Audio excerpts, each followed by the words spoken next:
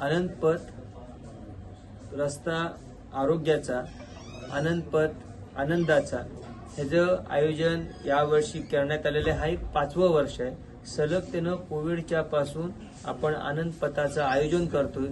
वेगवेगळ्या संस्था ठाण्यातल्या त्यांच्या क्रीडा कला ह्याचं प्रदर्शन करण्यासाठी, त्यांचं प्रात्यक्षिक दाखवण्यासाठी या ठिकाणी येतात आणि मोठ्या प्रमाणात सगळ्या ठाण्यातल्या कला क्रीडामधल्या संस्था इथे सहभागी होतात.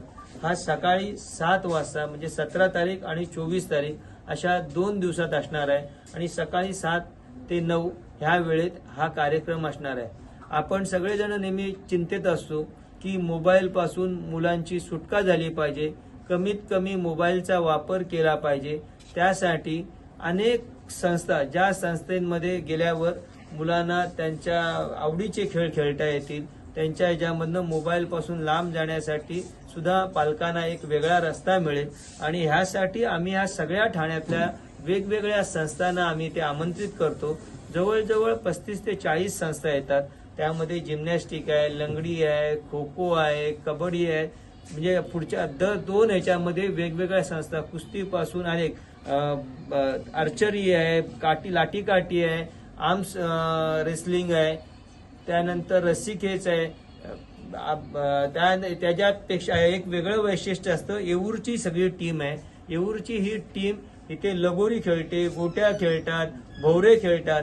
आपल्या सगळ्यांना आपल्या बालपणात घेऊन जाऊन जे जुने खेळ सगळेजण आपण खेळत होतो त्याच्यामध्ये नेण्याचं काम ठाणेकरांना अनंतपथच्या मार्फत होतं. म्हणून आम्ही आपल्या मार्फत सगळ्या ठाणेकरांना आव्हान करतोय की आपण 17 आणि 24 या 2 वेळेला सकाळी 7 ते 9 यावेळेस सगळ्यांनी सहभागी व्हा. मर्यादित आहे का वर्धापुरती की पूर्ण शहरासाठी? नाही, अख्ख्या शहरासाठी. कारण हा सगळा विषय आम्ही ठाणेकर नागरिकांनाच आवाहन करतो की आपण ह्यात वेगवेगळ्या ठाण्यातल्या संस्था येणार आहेत.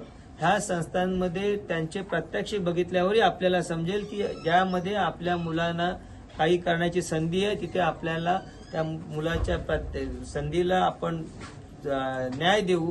त्याला वेगवेगळ्या म्हणजे अनेक आर्टिस्ट पण आहेत, सत्वचं ड्रम वादक आहेत की ज्यांना जिथे आवडेल ते करण्यासाठी आनंदपथ आम्ही तयार केलेला आहे. काय आवाहन करणार?